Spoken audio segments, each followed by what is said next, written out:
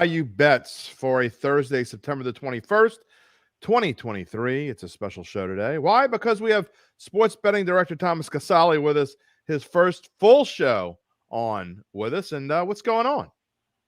Not too much, Jim. I got to say, this is an honor. I was reading through Jim's best bets piece over on bet.nola.com.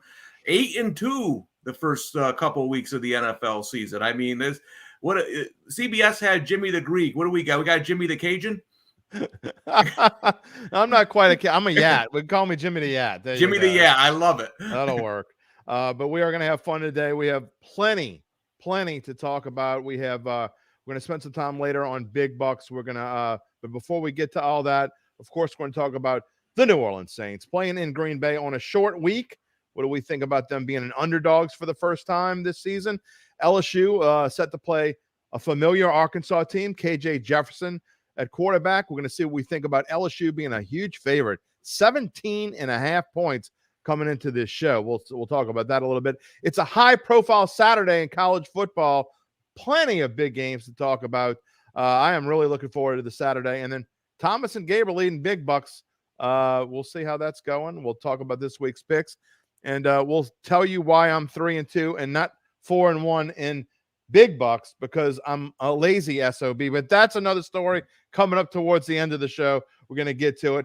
Let's start off, Thomas, with the New Orleans Saints. And, they're set to play another home opener, third straight. This time it's the Green Bay Packers home opener. The Packers are now a 1.5 favorite. That has dropped. We talked about it in pre-production. 1.5 at our Caesar Sportsbook, which is the official odds partner of bet.nola.com. Yeah, and this game is pretty interesting to me, Jim. From the betting splits that I trust, there's a lot of betting splits out there. Some, are useless, but the ones that I trust, you're seeing a lot of bets come in on the Packers. Yet the line has dropped towards the Saints. And I talked to a guy I know in the desert. We'll call him Jimmy the Nose. Jimmy the Nose says they're not. Some of the syndicates aren't buying Green Bay. They got that week 1 win against the Bears, but he told me wrong team favored. The Saints should be a couple point favorites in this game. I think someone wrote that somewhere. I don't know. Yeah, I read it. Who might have wrote that?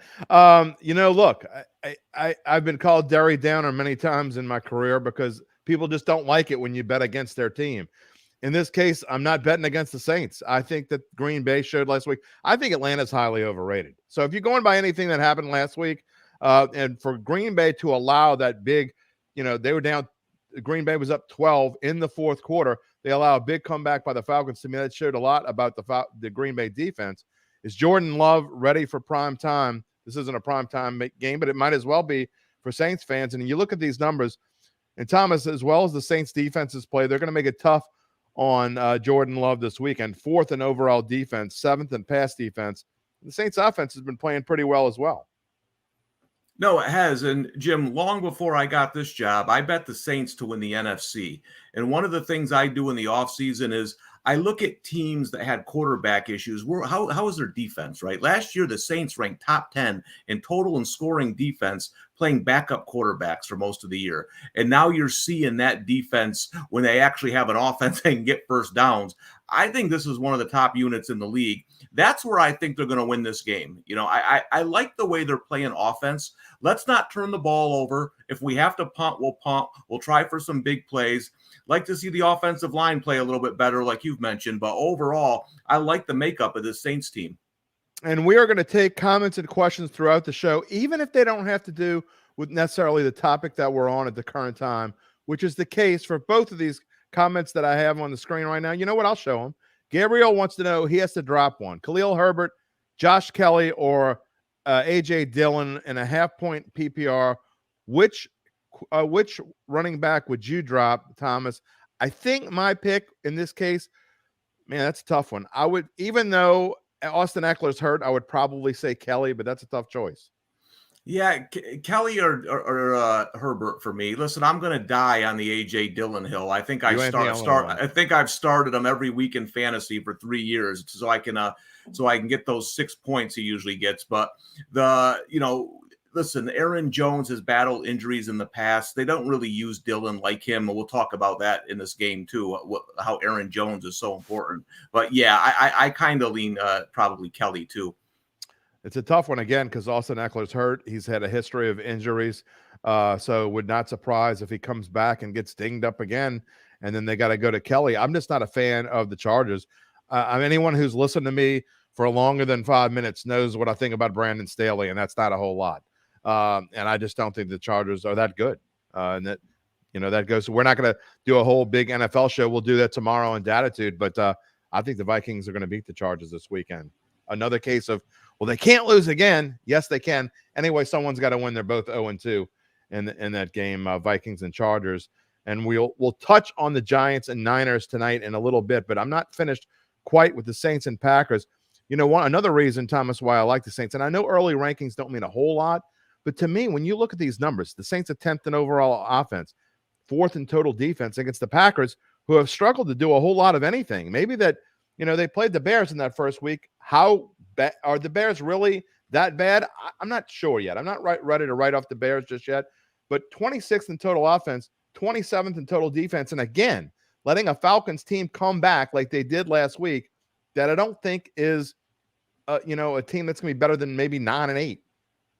Yeah, listen, I was watching the Falcons game last week, and they run an offense similar to my youth football team. I mean, seriously, it is so basic. They're handing the ball off. They're running the quarterback. They're throwing short bootlegs. I can't believe they're 2-0. Credit to them for winning those 2 games. But I'm with you. I thought this was the Saints division easy before the season. And I know there's 3 2-0 teams, but I got to be honest, I'm feeling better about the bet now than I was in August. I just think they're the best team. I'm not high on this Packers team at all. I see a lot of holes, especially Aaron Jones is their Swiss Army knife. We'll see if he plays. But the thing that's disappointed me with Green Bay the last 2 years, where's the defense? Their defense is supposed to be a strength of the team. And like you said, they're letting the Falcons go through them like they're like warm butter, like knife through butter. I'm not high on this Packers team. And that's why I like the Saints. I agree with you and Jimmy the Nose or Joey the Nose that the wrong team is favored here. And look, I don't care if it's 2-game stretch or not. You're talking about being 30th in run defense, even if that is only over a 2-game stretch. I mean, there's only 2 teams worse than you. I mean, that's not, you got to figure out a way to stop the run. Will the Saints be able to take advantage of that? Mark Satanovich writes, Kendra Miller has got to step up. Absolutely, he does. And ask, will the Saints sign a free agent offensive lineman, Lyle Collins, former LSU offensive tackle, Lyle Collins? I kind of don't think so because I know this team and I know how they work. They're just going to keep on being stubborn, at least for a little while. But, one thing that I've talked about over and over again, and we talked about in pre-production, the Saints need help at left tackle. I mean, Trevor Penning is getting destroyed. If you want to find the biggest negative, and maybe the only negative right now, besides the lack of a running game, they have not been able to do anything on the left side of the line, and they've got to find a way to protect Derek Carr's blind side. No, I agree 100%. You had mentioned this, my kids play offensive line, so I love watching the line. And when you mentioned this a couple of weeks ago, I started really focusing. I mean, you talk about getting beat. I mean, good God almighty, he is getting destroyed. That's my one worry. Listen, Taysom Hill's good. He comes in, does some things, but Derek Carr, you don't want him getting hurt. I just worry about that position is really their biggest weakness through 2 games. There's no doubt about it. Hey, Aaron's got some breaking news for us. He says the Saints just signed Zion Williamson to play tight end. Hey, why not? Ruben wants to know, is it going to be snowy in Lambeau Field? I guess they've had snow in September before, but the weather is actually perfect, all kidding aside. It's supposed to be 68 degrees and perfect in Lambeau Field.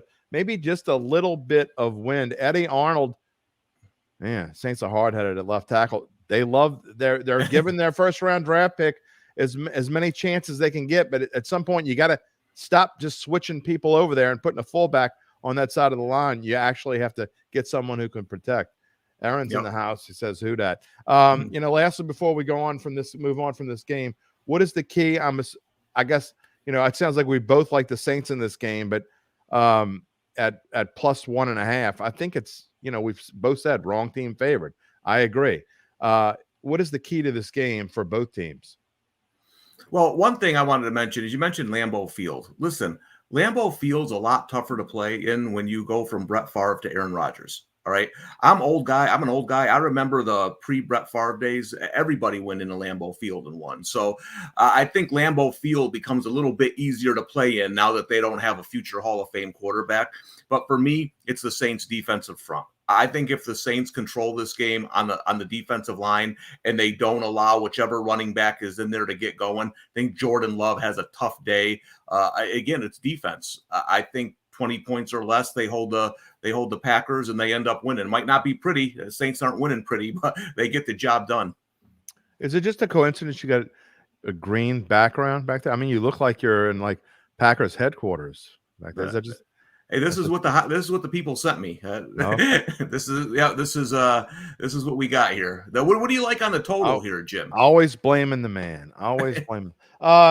I actually like the under as well, and it's scary because the Saints have played two kind of defensive games in a row. So you that third game you kind of expect it maybe to be a little different, but I can't until I see something that proves differently. Again, that left side of the line really worries me. If I thought they were going to be better there, I'd say over, because I do think there will be a few more points scored in this game, but the total's a little bit higher than it's been for the previous two games. 42.5 is the highest that the Saints have seen all year long, which isn't that high. So it'll be, I'm looking forward to seeing what it'll be next week when they play another struggling team, even though they're 2-0. It's not like the Bucs have lit the world on fire scoring points, especially on offense. They've got some defensive points as well. But I like the under if I were forced to take one. But more than the under, in this case, I like the spread. I'm going to take the Saints plus 1.5 here. Before we move on from NFL football, we'll talk more about the NFL when we get to our big bucks picks in about 10 or 12 minutes or so. But Giants, Niners, what do you have tonight? It seems so obvious, yet it doesn't. Yeah, in games like this, Jim, I prefer to play player props. You know, it looks one-sided on paper, but the NFL, it's a little bit different than college. The Giants coming off an emotional win. This might be a game where the Niners aren't as focused as they have been the first couple weeks. You're also looking at Brandon Ayuk with a shoulder injury. We're not sure how much he's going to play. I think to me it's Deebo Samuel, and I think George Kittle finally breaks out after two slower games. Look for George Kittle. I like over his props tonight. You know what I hate? I hate that in fantasy football, I always hate when I have a Thursday player. Well, my main league, I lost Nick Chubb for the season in both my leagues. So I had to pick up Breida. So I got Breida playing tonight. I got Christian McCaffrey playing tonight, and I got Kittle. So I'll either be doing real well or real crappy when this week is over. Going to find out. I love the Giants tonight. I'm going to tell you why. Look, on a normal week, any other week, I would probably take the Niners here. First of all, 11 points. I don't like laying double digits in the NFL in the first place. But second of all, the Giants have stayed out on the West Coast. I think that it's going to help them. This is the one time, it doesn't happen often, but I think this is the one time where actually a short week benefits the Giants because they have stayed out there. They've only been out there a few days. They requested back-to-back West Coast games, actually. They wanted to get them over with. They wanted to stay out there. So they've asked for this. They got it. And getting the Niners, if you're going to get them, you might as well get them on a short week when you're already out there. So I think they'll actually keep it fairly close. And I say that. One thing I mentioned on Datitude, I heard this on the Boomer and Geo show this morning. Since 2015, teams that are playing on a Thursday night that are favored by double digits are 13-0 straight up and 8-5 against the spread. So that trend does not go in the favor of the Giants, but we're going to take them anyway. Ruben says Giants are his second team after the Saints. So I don't know if you're excited about the Giants after the comeback win or not excited. You're from New York. What's the word on the Giants and Jets? Are they ready to give up already? Well, I can tell you one thing. Halftime of that Arizona game, my phone was blowing up with Giant fans ready to hang themselves. They were in rough shape, And obviously Jets fans that they know what they have at quarterback now. You see Aaron Rodgers go down. There's nothing you can do. I mean, who are you going to get, right? That's going to be who Aaron Rodgers was. But I hate to see Giants fans happy. I'm a Cowboys fan myself, living in New York. So whenever Jets fans don't bother me as much because they haven't had as much success, but I always root for the Giants to lose, except when they play the 49ers, who are my most hated team in the NFL. So for There me, you go. I'm You just got a going to tough sit one back. I'm going to bet a couple player props and look ahead to Saturday. Well, with that being said, that's a perfect segue to, I'm sorry about this. I don't know if you heard this breaking news, but this is not a joke. Trayvon Diggs out for the I season with know. a torn ACL. So that is a big blow to the Cowboys. And we'll see how much it affects them. I still think, look, they were my Super Bowl pick before I even knew you were going to be my new boss. They were my Super Bowl pick in the NFC. I still believe that. I still think they're the best team in the NFC. They have been snake bit. They've got to get past some things. We'll see if it happens. Let's move on to college football. We're not going to spend a whole lot of time talking about, in fact, we're not going to spend any time talking about Tulane this week because they're playing Nichols. They should win easily. There's not even a line on the game. So we're not going to talk about Tulane Nichols. We'll be back to talking about Tulane next week. But we have to talk about LSU. We got some graphics here on the screen because I went and got SEC rankings. Remember, 14 teams in the SEC. So there you go, from 1 to 14. It's good for LSU against the Arkansas offense, the Arkansas defense, but not so good defense against offense. I don't know what to expect here, but I think, Thomas, with LSU's familiarity, and I put it in the headline, against KJ Jefferson, and they have played him before, I think that helps LSU.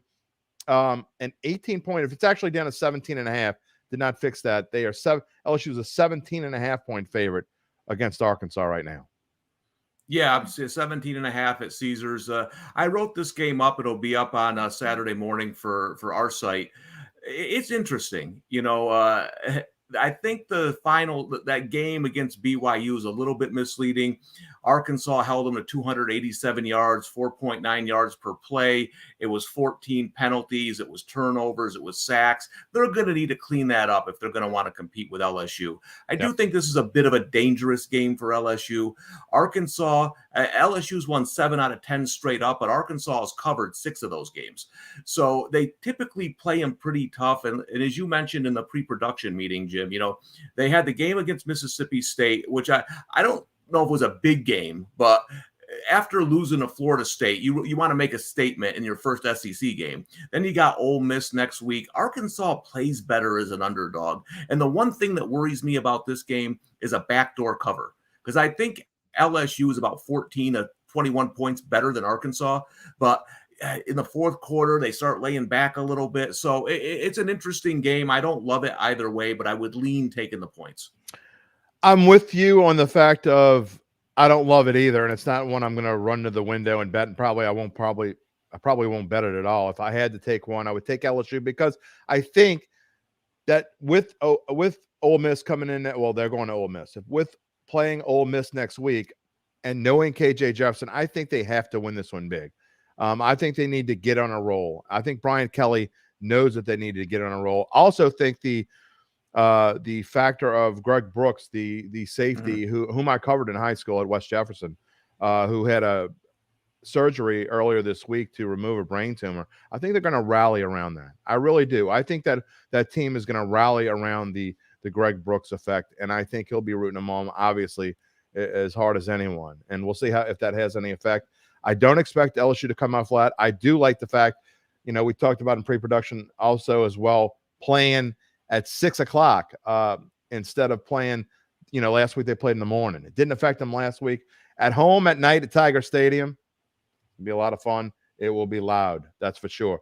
All right, before we get to the big bucks segment, we got to talk about the big weekend. Man, you want to talk about high-profile games in college football, Thomas.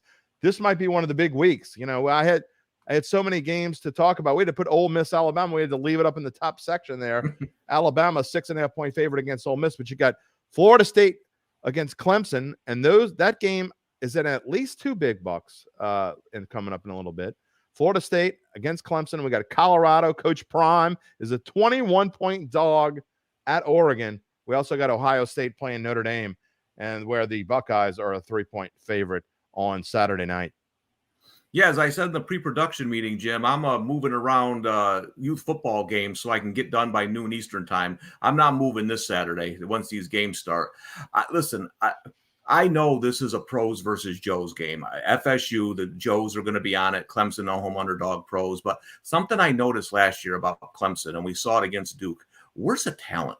Like, where's the talent at receiver? Where's the talent in the secondary? Where's the NFL defensive line? I don't care ever what happens the previous week in college. These are 18 and 19-year-old kids. There's no doubt in my mind that Florida State's been waiting for this game for a year after hyping it up last year, getting beaten pretty easily at home. They were looking ahead last week. I know they were. If they play Boston College for the national championship, they'll beat them by 50. So I think Florida State not only wins, I think they win big in Clemson, and there's more pressure on Dabo. I'm with you. I think I said another thing I said before the season. I said that Florida State could be one of the top 4 teams in the country. I've changed my mind. I think they are the best team in the country. I think they're better than Georgia. That's how good I think they are. So LSU fans who were all poo-pooing on their Tigers after that game, I don't think they realized how good of a team that they were playing. So maybe LSU isn't as bad as everybody thought they were. And we'll find out because we know that Jaden Daniels could be one of the best quarterbacks in the country. Florida State, I think they're very well coached. Nothing against Dabo Swinney. I love him. I think Clemson obviously has been great in the past. I just think it's Florida State's time to shine. They win this one. I think they very well are going to run the table, even if they have to play Clemson again in the ACC championship game. I think it's going to be a fun game to watch. As far as Coach Prime in Oregon, I think this is where the undefeated streak comes to an end, Thomas. However, I am not as impressed with Oregon as a lot of people on our staff are. I think it will be closer than people think. Uncle Big Nick took Oregon, but he's picked against Coach Prime all year long so far. I'm going to take the Buffs here. I think they're going to keep it to within 3 touchdowns. Yeah, this is a weird one. I wasn't expecting Oregon to be 21 a couple weeks ago. Neither was I. Yeah, and obviously when you lose Travis Hunter, you lose 2 starters. That's the only player in the country that you lose 2 positions in one. I think that has to do with the line a little bit. Obviously, Oregon has owned this series. They've won 8 of 9, covered 7 of those, and the average spread in those games is almost 30 points, and they still covered them. So this is a different Colorado team. I think they fight for a while, but where I think they end up wearing down is defensively. They give up over 30 points a game. Oregon comes in averaging 55. I know they've played a couple of cupcakes, but I think the Oregon offensive line wears them down in the second half. Ohio State and Notre Dame. I don't really have a great feel for this one. If you put my feet to the fire and say you got to pick one, probably take the Buckeyes because I'm not that impressed with Notre Dame. I just, I want to see what happens here. I know it's Ohio State's on the road here. I know it's a non-conference game, which is a really big, obviously marquee non-conference game. I'm just not impressed with what I've seen from Notre Dame thus far. Yeah, this is one of my plays coming up. All right, then we'll save it then. We'll save it for the big bucks. We'll save it. All right, and then lastly, Ole Miss at Alabama. That's a 2:30 game. Alabama's a 6.5-point favorite. Look, I've said it a bunch of times. I think Lane Kiffin is one of the most overrated coaches on the planet. And I think that Mr. Saban is probably a little pissed off, and he's looking forward, let Milroe go in there and do his thing. I've said that I think Alabama's going to lose 3, maybe 4 games this season. This ain't one of them. Alabama, I think, is going to come out strong, and I think they win this game by a couple touchdowns going away. Yeah, this is another one. This is probably my favorite play of the week, so we'll talk about this in big bucks. But let's just say the word value doesn't always apply to the underdog. All right, well, let's bring in our cohorts here. See if I can remember how to get them all on one same screen. And that's probably not it. Well, maybe it is. Let's see. There's Gabe. And there's Spencer. That is how you do it. What's going on, gentlemen? Good job, I did it. One try, the first try. All right, we're getting it. All right, we're gonna go to big bucks. We're gonna show last week's results, and then we're gonna go in our order. Our order of picks this week is from worst to first. It'll be Spencer. Let's just show it. It'll be Spencer. It'll be me. Then it'll be Gabe, and then Thomas. That's how we're gonna go. It was real close in the top 3. Guru, it wasn't the best week for you. You got bailed out by Saints Panthers under. We both like that. We talked about it this past weekend. I had 3 in the middle. All my plays were the same. Again, and I told you I would tell you why it happened this way. I was too lazy to type in teaser and make it work graphically. So I said, you know what? I'll just take the Patriots. Well, that cost me a pick. Don't be lazy. Make the right damn pick. I'd have been 4-1 here too. Gabe had a great week. His only big loss was the Colorado. He wasn't believing in Coach Prime. He was listening too much to Uncle Big Nick. And then Thomas, he had a good week except for just wouldn't believe that Cincinnati couldn't do it again. I believe now. We'll see what happens now. All right, let's get to it. First one is Spencer the Guru. You got your picks. Give me I did not have time to do a timer. We each have 2 minutes. Yours starts right now. For sure. Yeah, I got Florida State. I'm with Thomas and Jim on that. I think Florida State wins this by well over 2. I'll definitely take the -2 on that. I'm really a believer in Jordan Travis and that receiving core. I think they're going to run it up because Kate Klubnik just has not shown me nearly enough for me to believe that Clemson's going to keep up there. So that's my best bet. Also like this teaser here that I cooked up. The Bills -0.5 over the Commanders and the Cowboys -6 over Arizona. The Cowboys, I know they've looked really good to start, but I think the Cardinals might keep that thing close. I'm not really comfortable laying the 12, but I'll lay the 6, though. I don't see any way that Arizona comes within that amount. And then Buffalo, they're going to find a way against the Commanders. The Commanders are 2-0, but that's a fluke. Josh Allen and the Bills will figure that out. Then I got an upset special for y'all, Sean Payton's Broncos. I think they get off the schneid this week. Got them plus 235 on the money line over the Dolphins. Tua's looked good so far, but without Jalen Waddle, it's looking like Jalen Waddle's going to be out with a concussion. I think that Miami offense comes back to earth this week, and I think Sean Payton finds a way. I know Russ has looked rough, but he can still sling it, and I think Sean Payton's going to find a way to get the Broncos in the win column there. And then I got a couple more there for y'all, the Bears, Chiefs over, and Michigan as a chalk favorite over Rutgers. By the way that our totals work, we start out with $1,000. We start out with 1,000 big bucks. And so obviously our total goes either up. You'll be in green if you're over 1,000. You'll be in red if you're not. So we give the Guru some inspiration to get out of red. We don't want to be in red. So I'll put it on red on purpose. Maybe they'll get him fired up to get out of that red. You're going to have a good week. Hey, it's 1 week. It's 1 week. We're going to shake back. Let me tell you why I think the Guru might have a good week. That's really bold with that Broncos money line pick. But when we move to my picks, we see the Broncos is one of my picks. I like them 6.5 over the Dolphins. I know I'm being stubborn, but I'm not sold on with 2 on the Dolphins. We'll see how that goes. And I think that Sean Payton, I don't usually love desperation, but if the Broncos are going to do anything, if they're going to do anything this season, they got to get off the schneid. You go 0-3. You're donezo. You are done if you go 0-3. My favorite pick this week, it's part of what Spencer was talking about. I love the teaser involving Buffalo. They basically just have to win against Washington. To me, that's like a free leg of a teaser. If you never played a teaser before, basically you get 6 points as a gift for 2 picks, but you got to win both of them to win, and it costs -120 to play. I also like Baltimore moving them from 7.5 to 1.5. That is my big teaser of the week, which I've done fairly well with. And then my other picks here, you can see them on the screen. I really like the Eagles -5 over the Buccaneers on Monday night. I think Philadelphia is immensely better than Tampa Bay. I think that 2-0 is a fluke. Philadelphia, meanwhile, has yet to put together a full game. Like them this week, and we'll see how that rolls. And by the way, Panthers Seahawks, for those of you who don't remember, Zach Ewing, that's the game that he basically won $100,000 on last year. So we're going to roll with it again. We think the Panthers go out to Seattle, and I think they win it straight up, but that's supposed to be +6, by the way, not -6. I don't know how to type. I had too much going on. It's Panthers +6 over Seattle, not -6. So there you go. Gabe, you're up.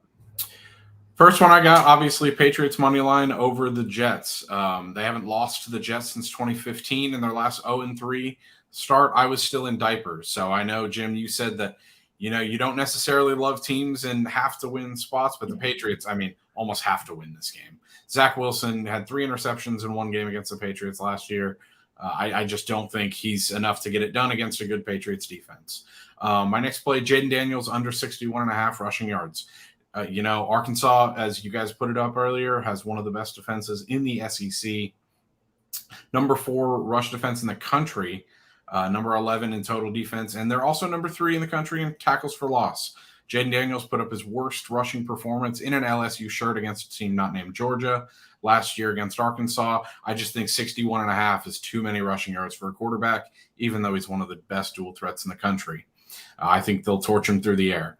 I have Clemson over Florida State. I said it when Clemson lost to Duke. College football is wacky, especially the ACC that cannibalizes itself every year, just like the Pac-12. I think Florida State is getting a bit too much credit. I think LSU played poorly, more so than Florida State did very well in week 1. And Clemson hasn't lost this game since 2014. So they haven't also won in the fake Death Valley since 2013. Clemson hasn't started 0-2 in the ACC in almost 15 years. I like trends. So give me Clemson here in the upset special. Elsewhere, I like Sam Houston State, Houston under 37. Sam Houston State, one of the best defenses in the country, really underrated. And I have, going with you, Jim, Eagles -5 over Buccaneers. I think that might be free money. I don't know. We'll have to see. I always look, obviously it's free money until you lose it, right? Yeah. Well, speaking of free money, here's Thomas is going to give us free money. He's leading the week, +39 for the week. He had a big money line bet last week. Let's see if he has another one. What do you got this week? Yeah, well, I like your guys' Broncos pick. That just missed my card. Listen, my best bet of the week is Alabama. This look-ahead line this summer was 15.5. Now it's 6.5. I agree with Jim 100%. I'm not sold on Alabama as a national championship contender. This is a game where they just line up, Milroe, run the ball, and just overpower Ole Miss. I'm not big on Ole Miss. I think this is value with Alabama. I know Jim isn't high on the Chargers. I'm not necessarily either, but this is more of an anti-Vikings pick. The offensive line is struggling so badly, and the Chargers could be 2-0. If they were, they're probably -3 here. I think it's going to be a close game, but I think the Chargers finally win one, but I'm with Jim, the coach. No good. My upset special last week, I hit with the Gators, winning outright. This isn't a big one, but I like Notre Dame a lot in this game. I was hoping the line would be a little bit higher. Ohio State struggled earlier in the year. Notre Dame's look good. So it's at 3, but I think Notre Dame's defense is for real. Ohio State still question marks at quarterback. I think it shows up on the road. Listen, I know a lot of people I respect are on Clemson. I'm going against Joey the Nose and the guys, though, in the desert. I think FSU takes this team out behind the woodshed on Saturday. I like FSU, and I like them big. And then I'm going. Listen, this is a pure Louisiana plays Buffalo. Jim, you misspelled Buffalo. That's the second week I've screwed something up on your graphic. Well, but credit to you. Nevada, there's not much difference between Nevada and Buffalo. They're I don't know two of the worst teams in Division I. This is a pure Buffalo fade. That program is in the toilet. They're down. I'm going with the guru, the guru's alma mater of Louisiana. The Raging Cajuns get it done, and they win easily. They'll always be USL to me. So the University of Southwestern Louisiana. Guru, Gabe, we will see you next Thursday. May your weekend be profitable, boys. All right. We're going to, before we go, I would like to ask, and I forgot to mention earlier, Thomas, that if we would ask kindly that our friends subscribe to our Bayou Bets YouTube channel, because, you get notifications every time we go on the air with anything, whether it be Datitude Live, whether it be Bayou Bets. You're going to get notified. So we ask very kindly to go subscribe. It only takes like 5 seconds, right? Yeah, no, subscribe to the YouTube channel. Go to bet.nola.com. Follow us on all our social media accounts. Listen, it's free money, baby. Jim, free 8 money. 8 and 2. All you got to do is follow us and you get richer. I mean, you can't beat that, Jim. And don't forget, Caesars Sportsbook, our partner. Great lines. Go place your bets there this weekend. Also, Thomas, before we go off the air, remind them. Well, don't remind them. You can remind me too. We have a couple of new deals coming up with our partners at Caesars. They're offering some new deals to all of our readers and listeners. If you just listen, you can get some deals. But that's also, I don't know if they're both active yet, but they're both coming up. Yeah, yep. There's going to be a couple of odds boosts this week involving LSU, involving Colorado. Listen, there's one that I really like. It's LSU, South Carolina, Ole Miss, and one other team to win outright. And that's boosted this week. I think that's a good one. So they got new sign-up bonuses. They got new promos. They got odds boosts. Check them out this weekend when you're betting your games. I'll put Thomas on the spot there. So we will have a listing of this when I put the recap up in just about 15 minutes. Oh, I got them. You want the odds? Yeah, go ahead. Put them up. Yeah, it's LSU, Ole Miss, Missouri, and South Carolina all to win. That's going to be boosted up to plus $625. Okay. I like that one. I think all those teams win.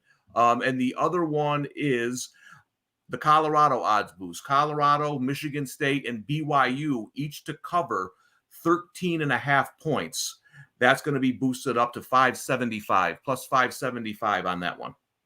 Sounds good. Again, I will put a link to all this in our recap, which will be on bet.nola.com around 5 o'clock this afternoon. Reminder, tomorrow morning, Datitude, our podcast, episode number 170. It's hard to believe we're that far into this, but Larry Holder, the Athletic, will join me as he does every Friday morning live on all of these same bet.nola.com and nola.com stations. We'll be doing more on a Saints-Packers preview. We'll get his idea, his thoughts, his pick on who he likes in Saints-Packers, and we'll also be previewing Week 3 in the NFL and some of Larry's games to watch over the course of the weekend. I know I'm going to be watching. You're going to be watching. And you're going to come back next Monday for another episode of Bayou Bets. Spencer and I will be together. It'll be a lot of fun. Hope you have a great weekend. For Thomas Casale, for Zoe Collins-Rath, for Gabe Henderson, for Spencer, the Guru Urquhart. I'm not smart enough. I had to go in order that they are on my screen. I am Jim Derry. I can read my own name. We will see you tomorrow on Datitude and next Monday on Bayou Bets. Have a great weekend, everybody.